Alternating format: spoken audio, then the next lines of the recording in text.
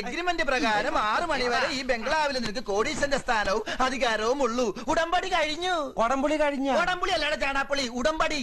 അരഞ്ഞാണോ underwear ഒഴിച്ച് ബാക്കിയെല്ലാം മുതലാളിയുടെ സ്വന്തം. എന്നിട്ടും കോടീശ്വരന്റെ വേഷം കെട്ടിയപ്പോ എന്തായിരുന്നു അഴിഞ്ഞാട്ടം? വെറുതെ ഒന്നല്ലല്ലോ, കാശണി തന്നിട്ടല്ലേ. അതുകൊണ്ട് ഇങ്ങനെ നിങ്ങൾ ഇമ്മോറലാവല്ലേ? എന്തേ?